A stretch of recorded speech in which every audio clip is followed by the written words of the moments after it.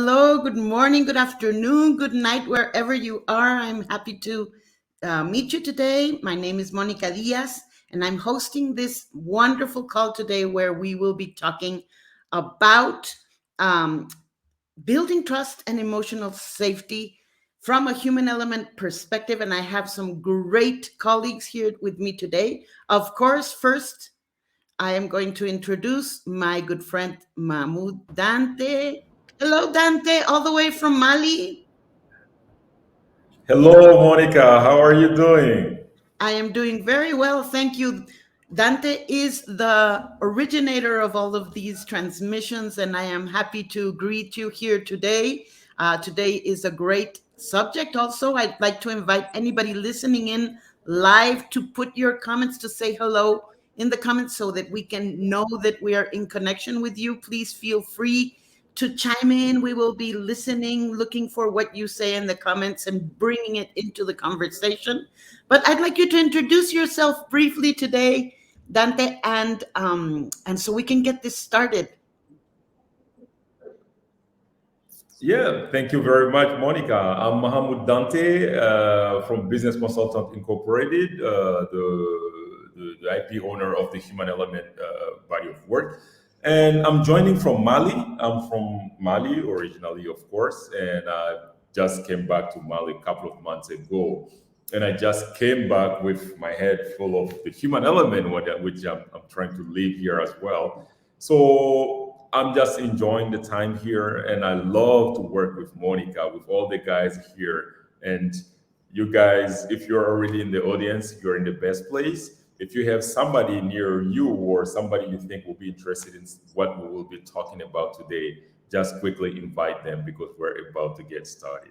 Thank you, Monica. Exactly. We'd like you to just share whatever platform you are seeing this on. If you are watching us live today on Wednesday, November 9th, you can share right away and it will be in your stream. People can join us or invite people in. We are on Facebook and on LinkedIn live, and later we are going to post it on YouTube as well. So you can, if you are watching it not live, well, at least you can share this video with somebody else. And today we have a great lineup of guest speakers. So I'd like to first introduce one of my dearest friends in the human element, an old timer like me. We started when we were in the crib, of course, but she is just a dynamo and a great practitioner of the human element from Brazil. Anne Araujo, there you are. Good morning, good afternoon for you, right? Yeah. So introduce yourself briefly, Anne, so we can. Okay. Uh-huh. Okay. First of all, thank you. Thank Dante for, putting this together. And thank you, Monica, for inviting me. I am Ana Araújo from Brazil, and I've been with the Human Element for, a couple of decades here, 30 years already. And I'm very, very excited to talk about this team that's so important nowadays, even more. So thank you. For sure, for sure. We're going to have a great time with this conversation with real experts from the human element perspective.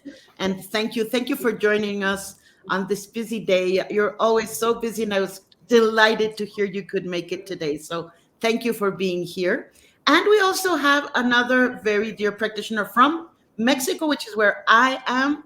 We also have Arturo Zúñiga joining us today. Good morning, Arturo, from Monterrey, Hello. Mexico, right now. Hello, thank you. I'm happy to be here with you to talk about this such an important topic. And happy to see you, Moni, Dante, and thank you. Thank you for having me. Well, I'm from Mexico right now. I'm living in Monterrey, that is a north city in Mexico. And well, I have been working with the human element for almost 10 years. I was like counting down, and it was almost 10 years. And well, I have seen that many models and many different methodology talk about trust and emotional safety. And whenever I go to the details, I can see that there's the human element in there. So I think that it will be very, very um, uh, like enlightening for us today and for everyone that is watching and listening, to see that there is a methodology that have it that can have it all, I mean, Right, in right. simple steps. It's a unique perspective. That's why I always like to bring in these very hot topics that are important to work in the workplace today, and look at them from a human element perspective, but also listening to anything the viewers might have to say in the chat. So it's always exciting. And Arturo joins us from, he does a lot of internal work for Softec, one of the biggest users of the human element as part of their culture building. So he has that experience, and 10 years already. Wow, how time flies when you're having fun, Arturo. Definitely. Definitely. He was very young when he started. You can see that. But anyway, so me too. I've been a practitioner of the human element for many, many years, and a big advocate of using this work to further and deepen relationships. And I work from Mexico in the whole world, working on any transformational work for organizations, but mainly I'm interested in the future of work and sustainable relationships that really build towards organizational strategy and everything we want to accomplish as organizations. So today we have this great lineup, and I'm going to leave it with you, Dante, that always has the right questions for us to guide these talks. So please feel free to post in the comments at any moment on LinkedIn or on Facebook so we can see you and see what you are thinking. But we will get started then with Dante. Please go ahead, Dante. Thank you very much, Monica, and thank you all, Arturo, Anne, for being part of the panel today. This is something we have been doing for a while. We were doing it in different platforms, and now we're here because we want to really get more people to be involved into this. And as Monica was saying, today's topic is about building trust and emotional safety from the human element perspective, and how can we do all that in the workplace. Now, to get started, I would like to start with trust. And people generally say trust generally is about saying what you do. So people take it to telling the truth. But when we're talking about trust and it's connected to emotional safety, we're talking about workplace. I have no doubt that here we're talking about something more than just doing what you tell. So that's the first question I would like to ask all of you. When you're talking about trust, what exactly are you talking about? Anne, I can probably get started with you. All right, Annie. Oh, thank you. Um, I think that trust has to be with the connection we can have with someone else. And I absolutely agree with you. It's not only about what we do, although it's also about what we do, but it's about who we are. Can I trust you? Even if you do something different from what I expected, if I trust you, I come up to you and say, do you know what happened? But if I don't trust you, it doesn't matter if you do what I expect, I still won't feel safe. So for me, trust and emotional safety are quite synonyms. They're the same. Because if I don't have trust in myself and trust in others, it's very hard for me to avoid stress. Right. Yeah. Thank you For very me, much. Thank for you. me, I believe adding to what Anna was saying, I don't think that there can be emotional safety without this trust in others. There is a part of work to do with myself and with how I handle my emotions, how they show up in the workplace. I'm sure we'll get to that later. But mainly it is about having sustainable relationships, that we have a future with somebody and we are looking to that future so we can always observe and we feel trusting enough to tackle whatever is in front of us. So many times they say, well, so if I'm practicing all this openness and this awareness of myself and everything, will I be kind of cured from any mistrust or anything? But it is an ongoing process. So feeling safe is about trusting others and trusting myself to do what we say, but also to just be able to say things when they are needed, when we can have a conversation about how we're doing. So, not just about the work at hand, but about the process of doing it together that builds trust in the everyday. And it is like making your bed. There's no, now we trust each other, we'll never go back. It's about being courageous enough to continue building trust as we move forward. So for me, that's another element of trust that has to be there, to know that it is the right work to do. It is rewarding work. It is effective work, but it is work. It's part of what we do to have good connections with other people and to build this space of emotional safety for ourselves and for others. Trust is the first issue. So trust that you will be clear with me, open with me, direct with me, that you are responsible for yourself and I am responsible for me. And trust that we can have whatever emotions we have and still move forward. We have a future. We're hopeful that we can move past any trouble or any success or any failure that we might have, right? So for me, that would be an added part of that. Can I add something, Monica? It's I think that is the safety is about being safe to be who I am. Exactly. Not to tell lies or to disguise or to pretend I'm somebody different from who I am. So, and to express my emotions to you. So it's all about, being comfortable in my own skin. And if you Right. have an organization where everybody can be themselves, they can be, natural.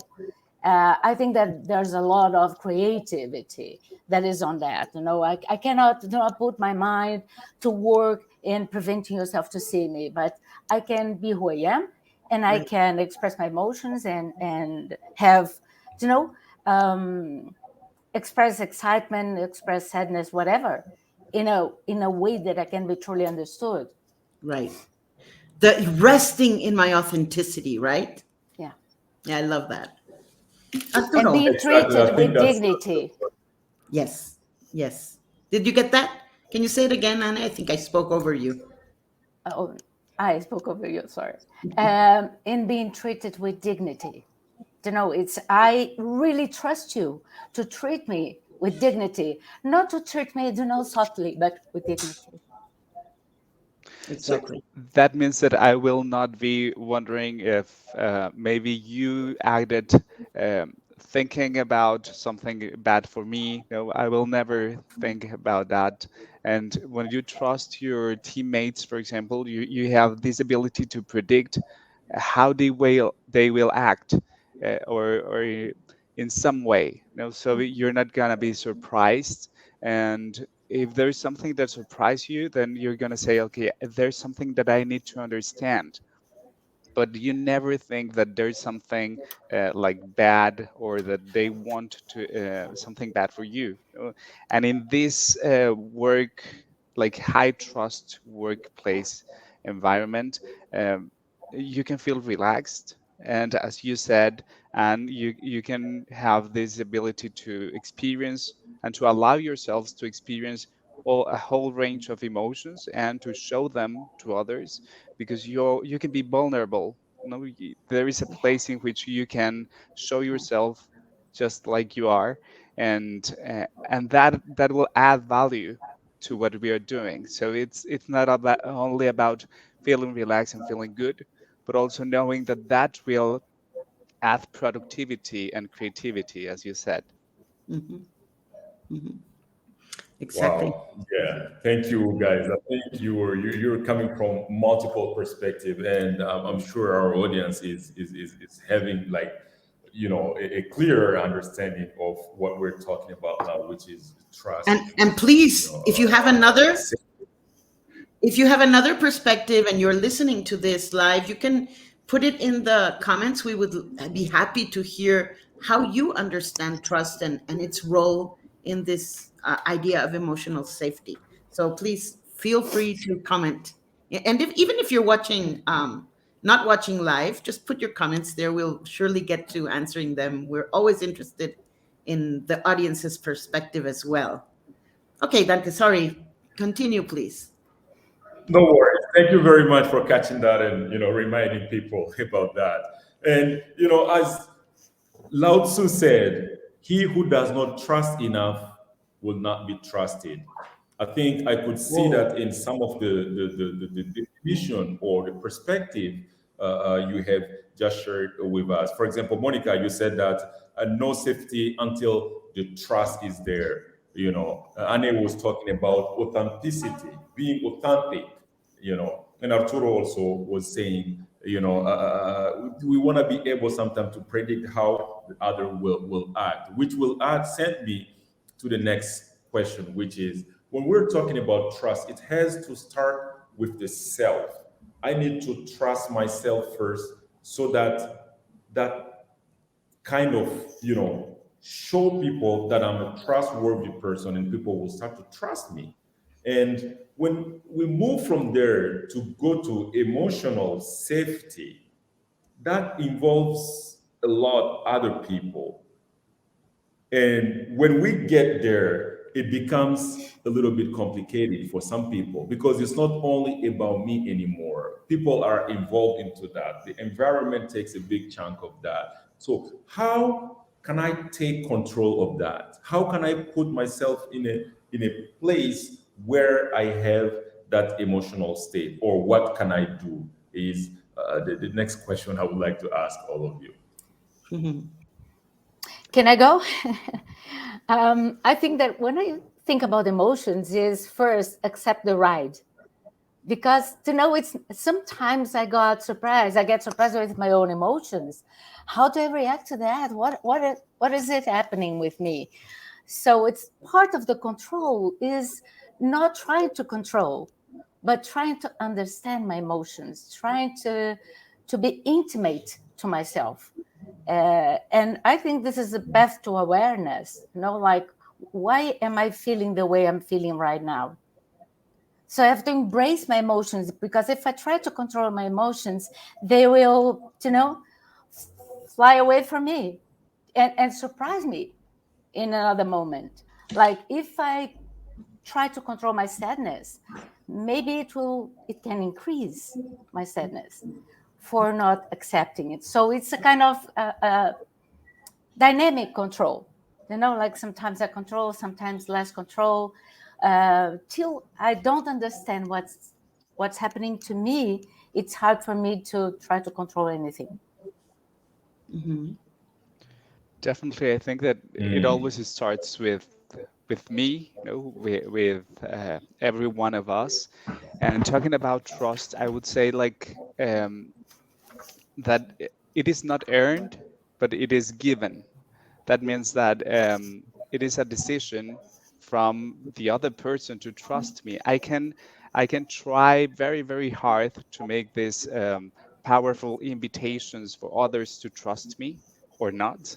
No, but definitely the decision is on the other person. We have seen many cases in which um, like you ask a friend, for example, why are you still trusting this person that has done to you all this stuff, and you still trust him or her?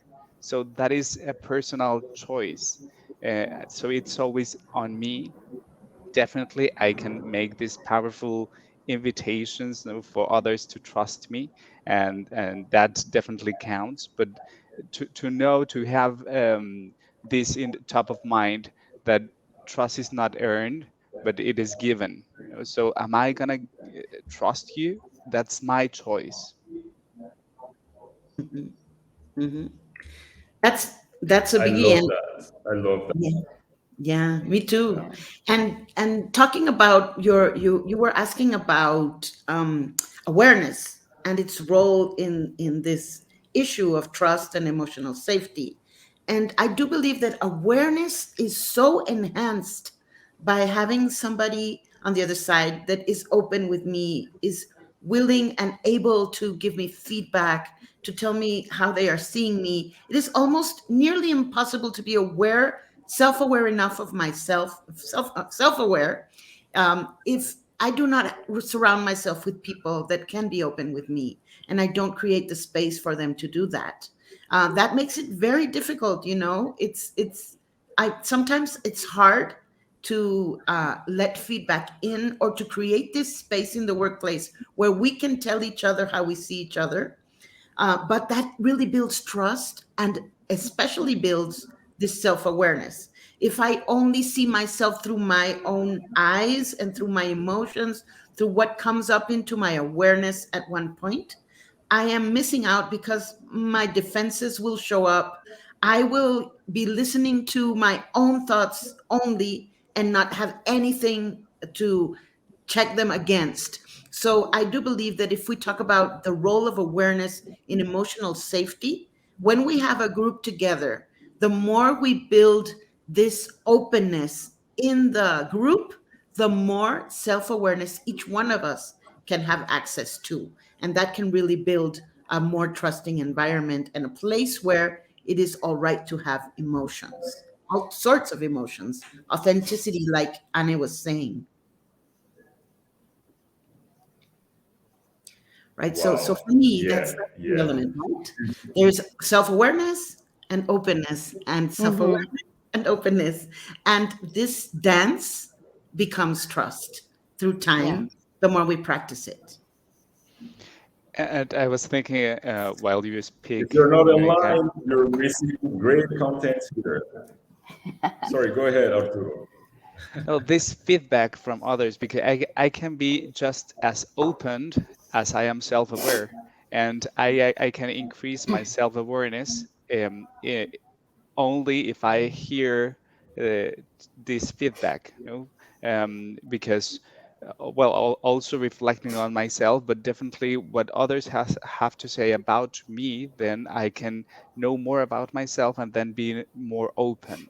Because thinking that being trustworthy is about like being transparent and saying all what you think and say and allowing yourself to feel, that's not enough. I mean, maybe there are things that I cannot see about myself, and I have to allow myself to all the time reflect on what people say about me.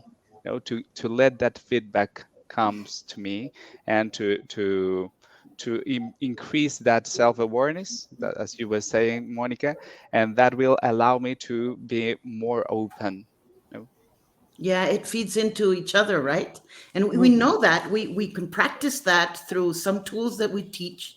But I think there's this huge misconception, Dante, when we talk about emotional awareness or emotional Yeah. safety. There's this big misconception that is, we have to treat each other like we're made of glass, right?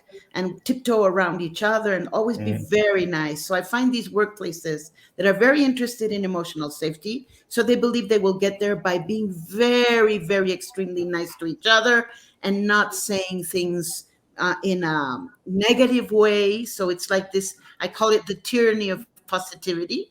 And so we go into that tyranny, and nothing can be said, because you always have to be nice and cute and just look good and say things in a politically correct manner. That does not build emotional safety. So it is a big, huge misconception about it. I don't mean you have to mistreat each other, because I find that the opposite is also true. So we have these tough love companies that believe you have to scream at each other, and always notice anything bad and be overcritical, because we want to be excellent, right? And this pursuit of excellence makes us be brazen and just so direct. But that's also not conducive to emotional safety, because you're always scared, so you hide things. It's a natural reaction to such a harsh environment, and people have diverse ways of reacting to these things. So how can we find a truly natural way of communicating, that, of course, where kindness prevails, because we choose it, because we care for each other, and we care for our commitment to our purpose together.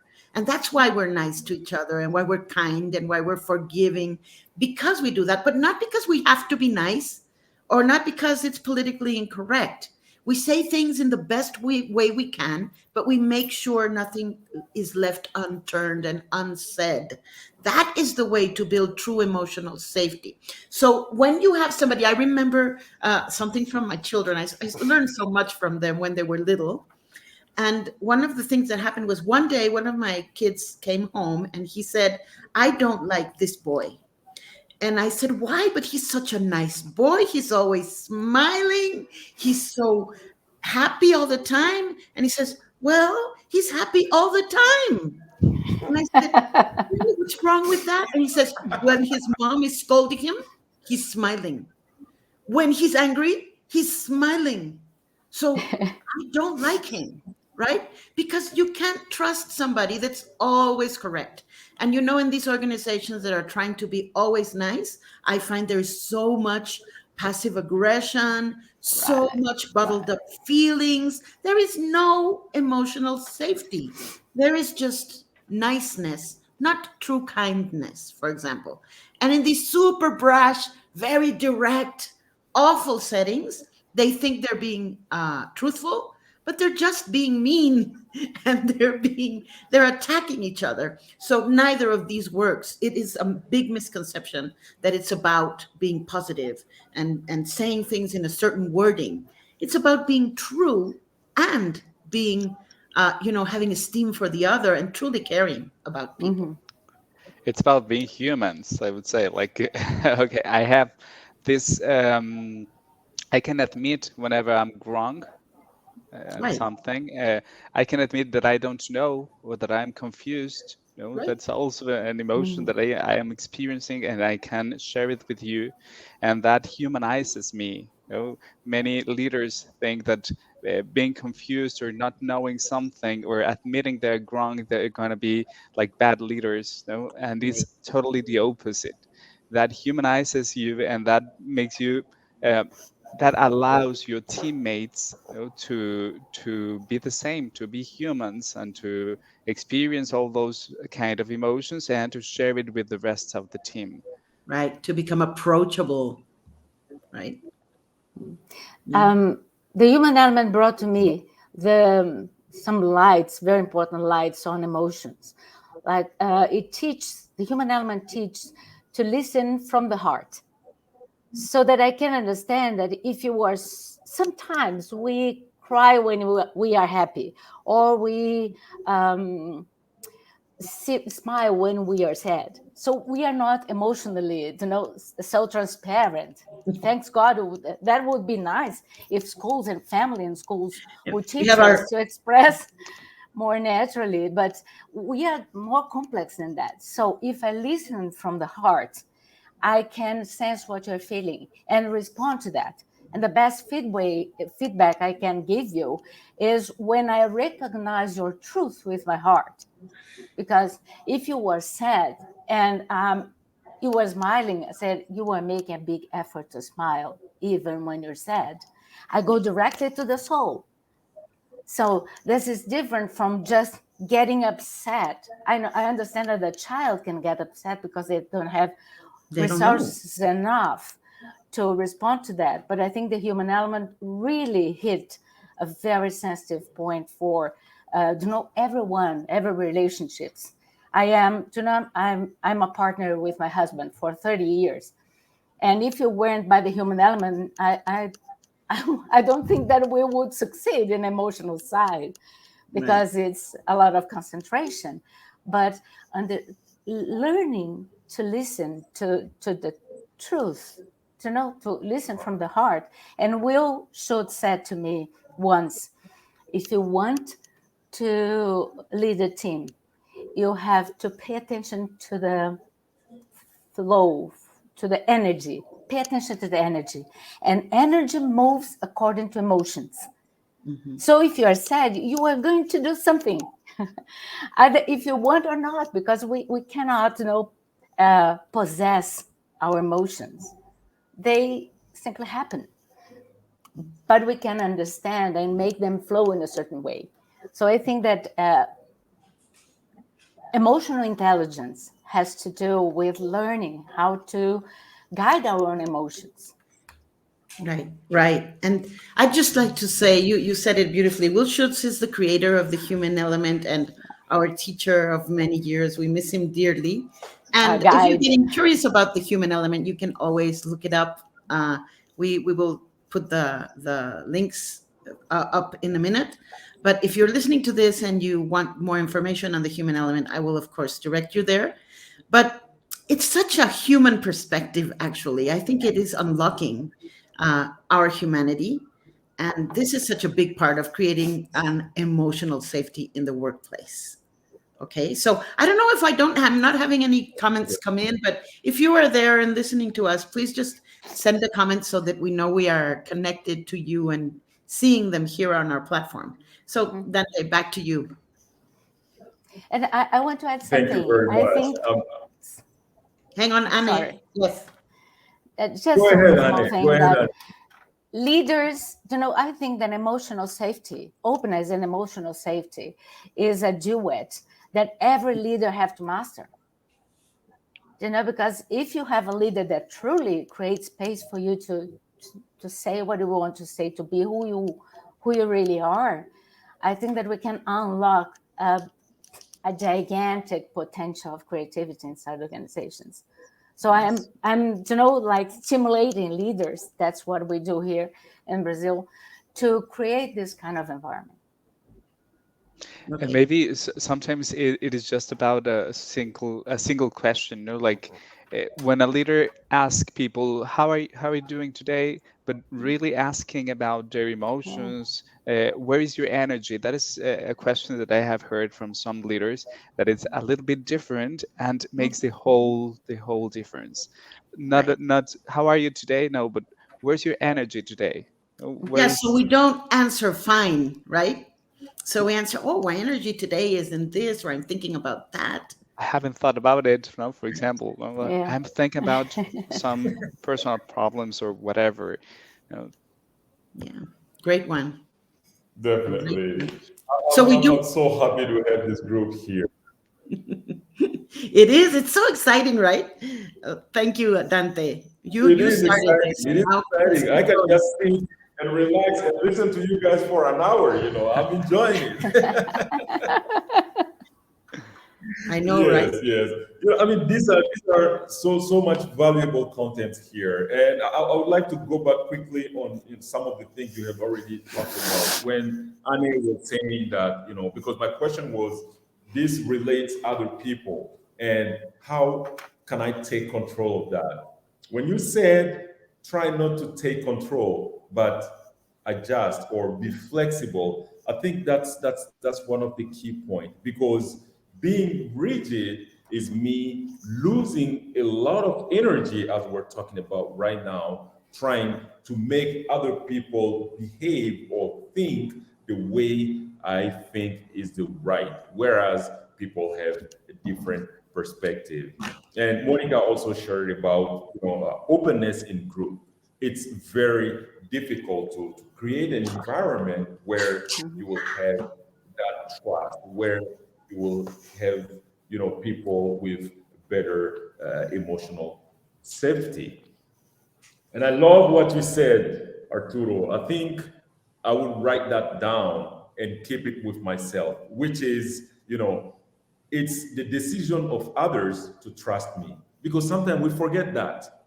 We think that it's our mission and we want to make other people trust us. It's about self awareness, it's about me trusting myself enough. And if I can do that right, people will trust me. If I'm accountable, I'm doing what I am supposed to do, behave the way I'm supposed to behave, I think other people will trust me naturally. And Right. another thing that we talked about is the importance of feedback. What people, tell us is sometimes not generally, it's very important to listen to that. Listening to that doesn't mean take everything. But what I happen to see throughout my work with client is it takes a lot to be in that place where we see real value in feedback and we welcome them. Yeah. there are a lot of people who are struggling with that right now. How can you guys help those people? Okay, let's talk feedback. And we have a comment here from Kevin's And we account, but we have have Sayaka there. So Sayaka, hello to yeah. Japan, and always thank you for joining us. You're joining us in the middle of the night, but thank you so much. So it says, I agree with the concept of building true trust, but I think there are times when a person is too open or just authentic that may disturb short-term or long-term goals and productivity. Now, this misunderstanding about openness. For example, when someone joins a meeting feeling down and cannot proceed with the agenda because they are so down, they want to make it about themselves instead of our goal together. So should I still focus on building trust and just leave the agenda on the side? Oh, that's such a good question. That is such a good question. Should she?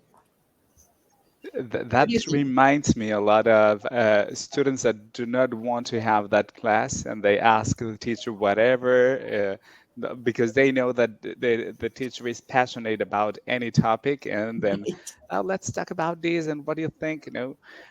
It can happen like in many different scenarios. I would say that when there is trust, or when there is a high trust environment, there is also you will have the ability to say, like, we have to focus on the agenda, and that is also being very transparent and very open.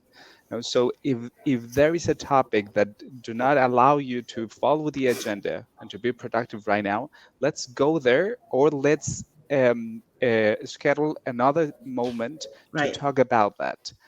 So we, it is that trust will always improve productivity and not the opposite. Exactly. If it's not improving productivity, it's not true openness and not true trust. Because I can also be open about, I'm so worried we won't get this done. And I feel for you. I acknowledge what you're bringing to the table, but I also feel, can we go forward? How can we help you to go forward? And that can also be put on the table if there is openness.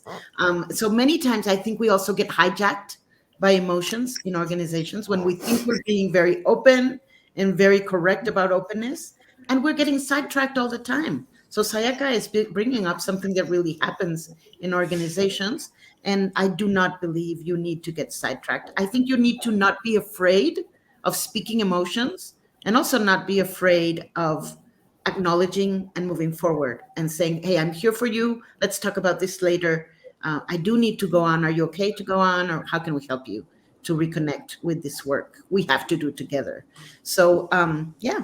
And many times just giving to that topic 1 or 2 minutes of the meeting will translate into a very productive meeting, instead of like, no, we don't have to talk about that because we're not going to be productive, and then a whole hour or half an hour like not being productive because you're not addressing that specific topic.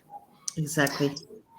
I want to bring another view on that, Please. because sometimes, especially in decision-making processes, I think that sometimes someone in the team really gathers courage to start opening up about some issue.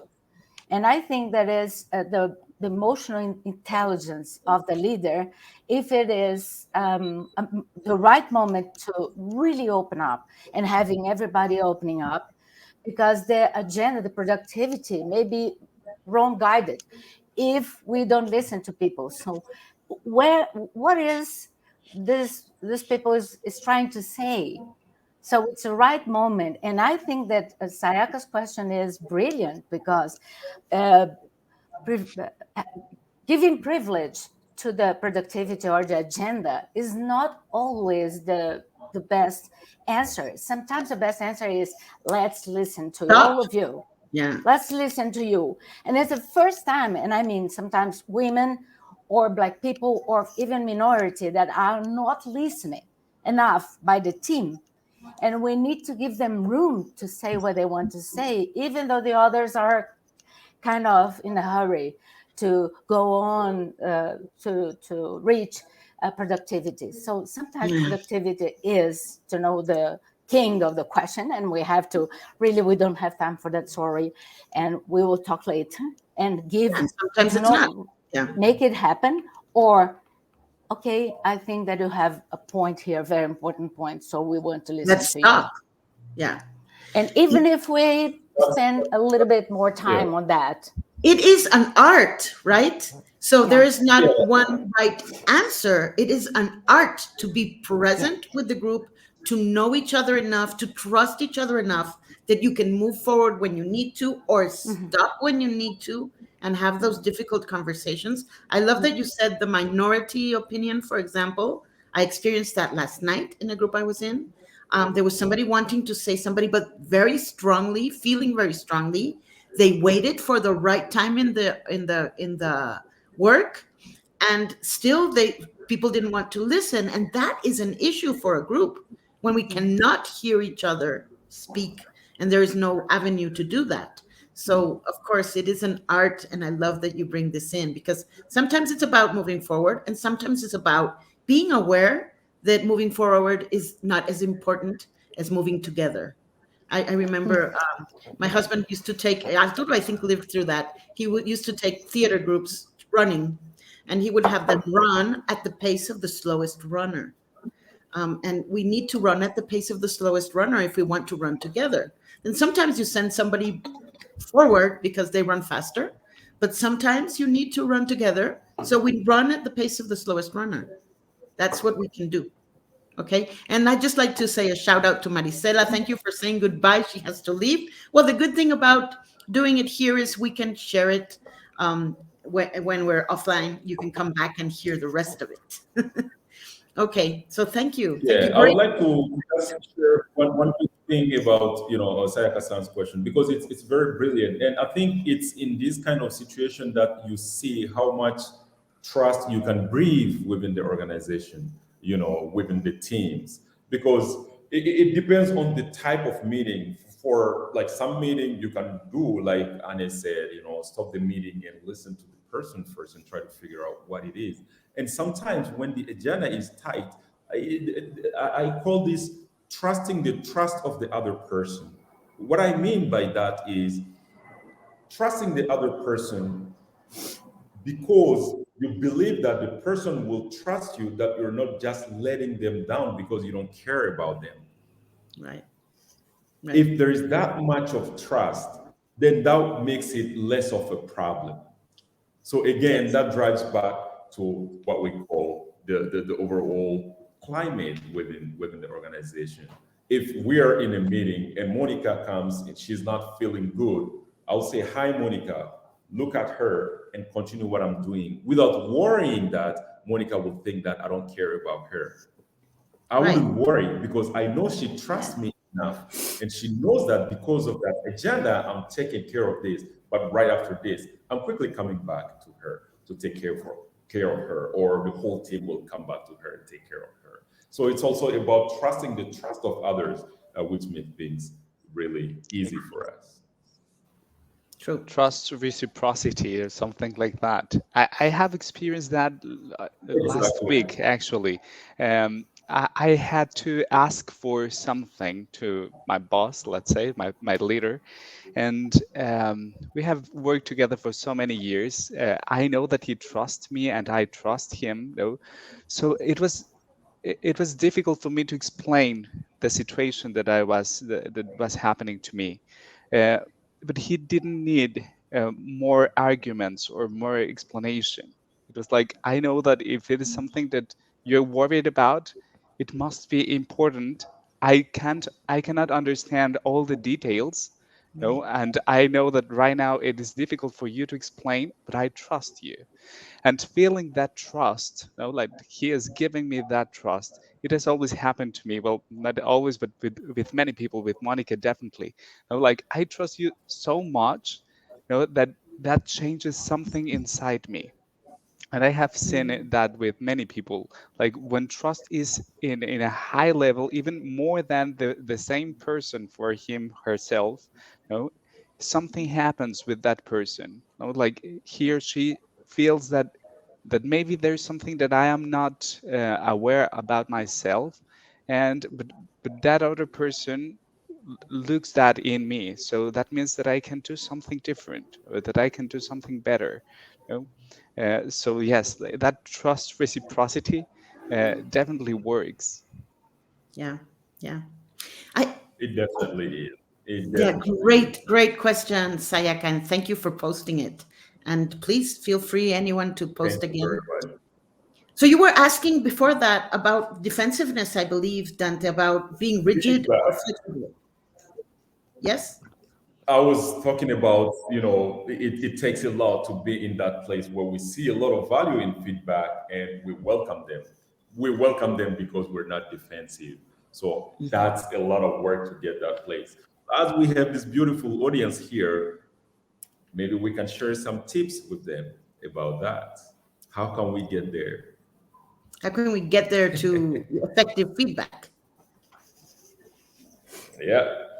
I Yeah. remember, before I really get into, these soft skills training, understanding, and going through a lot of trainings, it was Mhm. really tough because whenever somebody was giving me feedback, I was very happy when it's positive. But once it started to be like improvement feedback, I was very defensive, because I was seeing more judgment than feedback that would help me to build myself. So, how can we get people from that place to where they see value in feedback and they will even want to have more so that they can move forward? I remember I was going through, I think it was one of the Human Element event, and one of our colleague in Canada, Natasha Richardson, from Redwood Bay Resort. She was talking about the Human Element program. And one of the things she said was, when I got certified in the Human Element program and I started to apply it with people around me, I felt like I had two more eyes behind me because I Yeah. could hear so many things without being offensive, without being defensive. I could welcome so many things that I started to be aware more of myself. Now that's a long journey, but we can start some tips here. Yeah, it is. Well, It is. Definitely. okay, Annie. I can give one tip that I think that is a good one. It's about looking at feedback as a conversation about functionality. Let's get Hmm. functional. So, what's happening to me? What works for me? And what works for you? And how can we deal better with that? In a way that we can have a workflow, a better workflow. So it's not about you or being judgmental or trying to approve or disapprove. It's about what works, what doesn't. Because sometimes something that you do works for me, but doesn't work so well for someone else. So when we train people to understand it's about how it works, how can we work better together, they feel more comfortable to listen and listen to the process and listen to adjustments that we would. It's not about me. I'm not wrong. I'm not bad for the group. It's just I can help adjusting some points to get to a better flow. So I've been trying that, using that for decades, and people really change the way they see feedback, not as an offense or kind of being reproved or condemned, Right. but Sentence. yeah. So, and also it's something that you can do, and I do something together with you. So we both work together when we have a very good feedback conversation. Yeah, and that's why the feedback we do within the workshop is so effective because Yeah, it's going in every direction. It's not like yeah, sitting somebody in a hot spot. And I would add to that, which I love that. But there are two things that for me are critical and very important in receiving. I have as much trouble as anyone, as the next person, sometimes receiving feedback. I remember I once asked Will if how to receive negative feedback, and he said, "What is negative feedback? Feedback is neither negative or positive. It is given with an intention. It might be a bad intention, but it might be really useful for me. It might be a great intention and not serve me at all." But it's not either positive or negative. I don't need to brand it that way. It is, if it is the honest perception of the person in front of me, then it is worth listening to and checking with myself how it can serve our purpose together to hear that with that person, right? So, one of the things that is important is when I'm receiving feedback, to notice when I'm becoming defensive or rigid. And the best way of noticing that is when I start seeing only one option. There is no other thing. This person hates me, or this is he's there. They believe my work is awful, or no, I'm they're being disrespectful. Or if my mind is taking me to only one option, I cannot see possibility. Then I am becoming defensive, and so I like to notice that in myself. What else is possible? How can this be taken? How can I listen to this differently? How can I ask a good question to deepen it? Or am I feeling hurt? So is hurt the only option? Can I also feel elevated by it? Can I not right now? So I understand I'm starting to be defensive. And I can even say that sometimes when I have enough trust with the other, you know what? I'm not receiving this well. It's feeling so awful, but let me take it with me and let's talk about this more when I'm in a different emotional state. So emotional safety is not about I'm never going to get stuck. Good luck with that. We're all going to get stuck and defensive sometimes. So how do I notice when I am defensive? And then how do I assist others when they are defensive? Do I leave space for these things to happen in our relationship? And does feedback allow us to get there? So in giving or receiving feedback, what tools do I have to notice if I'm being rigid? So the first one for me always is I see only one outcome. There is no variability. It's not a creative outcome. It's only one. And I have a feeling that is overriding everything else and it is hijacking everything else. Then I am being defensive. And I need to notice that, maybe take note of what is being said so that I can process it better or ask questions to process it better. But I can notice that I'm being defensive. I can feel it and I can see it in others, right? So it's not about calling somebody out for being defensive. It's about having empathy, because we all become rigid at some point, and being able to notice it is a great way of doing better feedback for me. And also the body talks. It's like maybe sometimes I cannot think or being aware that I am limiting my possibilities, and but my body, I'm tense. Everyone responds different, but to recognize what do I do with my body whenever I'm defensive. That's very, Right. very, very good one. I would like to add to when you give feedback. I have seen many leaders and many people like trying to figure out what is the right moment, what are the right words, like writing this speech, and I want it to be perfect. And whatever I always say to them, like, hold on, what does the other person knows about this? Already knows. So start with the self-assessment, because maybe that person already knows a lot about it, or maybe he or she is using a different concepts or different words that are better for him or for her. So start first with the self-assessment. How did you Ask them. feel about this? Yeah. And then you're gonna have a lot of information. So your main goal there is gonna be to be a very effective listener. So to get all that stuff, and maybe the feedback is not going to be like all that you were thinking about, but only the 10 or 20%. So Right. Right. start with self-assessment. That's when you're giving feedback, and when receiving feedback, I always talk about the gift. The gift of feedback. It is a present. So maybe you're not gonna like that present. Many times we don't like them. What do you do when you receive a gift, a present that you don't like?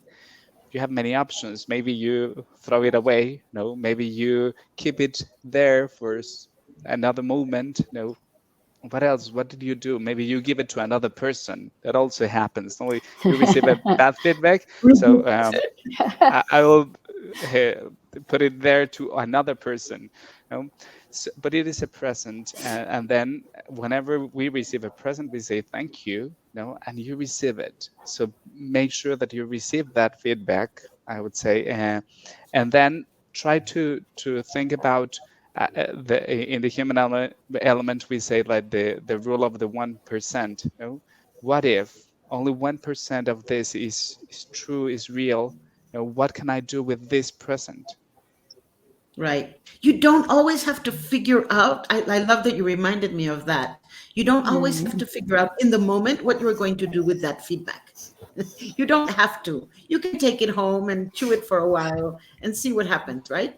But we always feel like we have to be so. So I love this. The planning is okay as long as when you're in feedback, you are in presence of that person and you are flowing with that conversation that Anne was talking about a while ago. Yeah, I love that. So how are we doing? I think we're out of time, Dante. Yeah, time flies. Time flies. I didn't see the time passing. We're already 1 hour, and I want to get you back together. I loved it. I loved it. Thank you very much. And I know it's been an hour, but I just want to let you say any final word you have, like, a thank you word or whatever you would like to share very quickly before we close the session. Arturo. Please. I would like to say thank you. It was great to have this conversation with all of you. And trust is the fast track.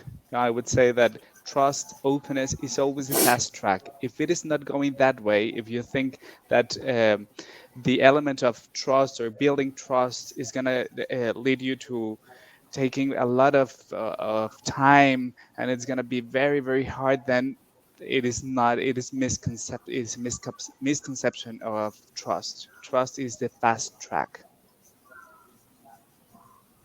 Thank you. Always, Trust yes. is the fast track. Yeah.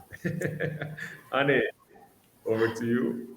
I think that the human element brought a vision that we can, like John Lennon, imagine all the people. If we can give people trust, bring the gift of trust to our work environment, our families, everywhere, and you can start dialogue, true dialogue. I think that we will have a very different scenario for treating each other, treating the different, especially the different from us, and being more, enjoy being human together.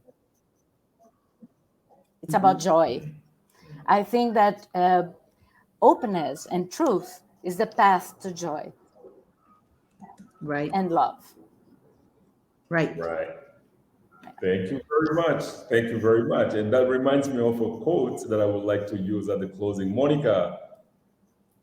Well, just to say quickly for me, thank you all for this conversation. It's always enlightening and I'm left with so much to think afterwards.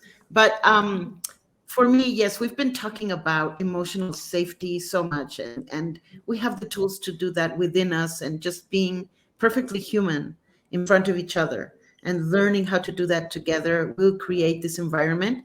It's an ongoing work of art, and just being in it is beautiful. So any tools you can add to your repertoire to do this, to be more authentic, to allow others to be more authentic in front of you, will create more emotional safety that we're craving so much today, because we stray off the path and we misunderstand what we're aiming for, right? Thank you. Definitely.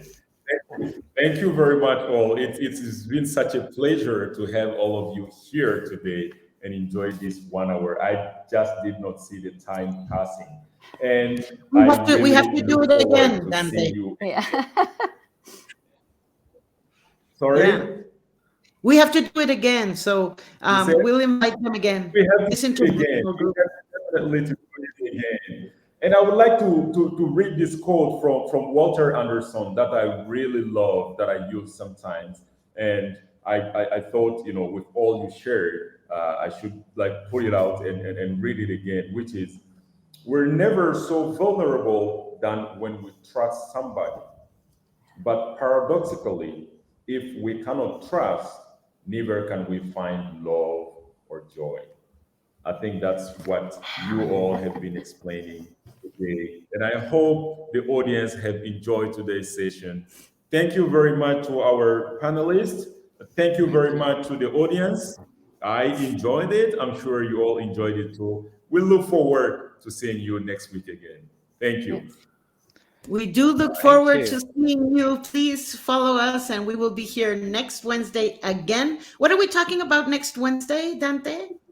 Do you have it there? Next Wednesday, I would have to have a look at it. Okay, we'll see. We'll see. But please, if you want to know more about the human element, this is the link. And we will be talking next week. And thank you, Anne and Arturo. We have a great global community bringing in here, and it was a joy to speak with you today. So thank you for joining us from all parts of the world, and Dante from Mali, and Anne from Brazil, and Arturo from Monterrey. And my name is Monica Diaz, and I'm very happy to be here. Thank you. Thank you for joining us. We will see you next week when we will be taking on another subject. Next week, we'll be talking about the human skills needed for today's VUCA world. Wow. Oh, yeah. What we need for this VUCA world as human skills. Good, good. So see you next week. Great topic. Thank you very much, and see you then. See you next week. Bye, everybody.